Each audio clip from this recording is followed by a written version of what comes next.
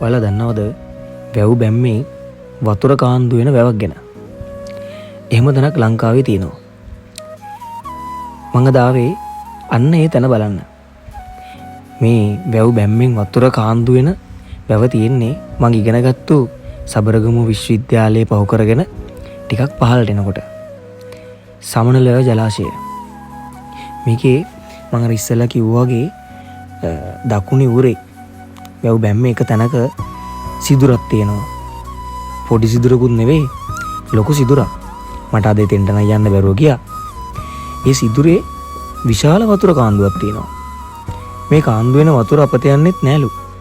මේ ටික ඊට පහලින් තියෙන ගම්මානයක කෘෂි කර්මාන්තයට යොදා ගන්නවලු.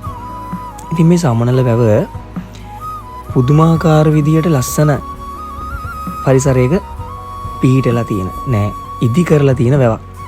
හරි ලස්සනයි. වටේටම කඳු පන්තියක් එක්ක. ඔය ඇතින් පෙනුනේ ආදර කන්ද. සබරගමු විශ්වවිද්‍යාලය ඉගෙන ගන්න කොල්ලන්ගේ කෙල්ලන්ගේ ආදරණීය නවාතැනක්. මං අහලා තියෙන විදිහට මේ ජලාශය විශාල ගැඹුරක් තියෙන තැනක්. ඒ වගේම මේකේ දියවැල් තියෙනවා. ඒ දියවැල් අධික හින්දා මේක නාන්න විනෝද වෙන්න නම් පාවිච්චි කරනවා බොහොම අඩුයි. හැබැයි අපි වෙවට බහැපු තැන දැන් අලුතෙන් පටන් ගන්න තියෙනවා ඔරු පදින්න විනෝද වෙන්න පුළුවන් තැනක්. ඉතින් ඔයාලත් දවසක එන්න. මොකද හිත නිවෙන තැනක්.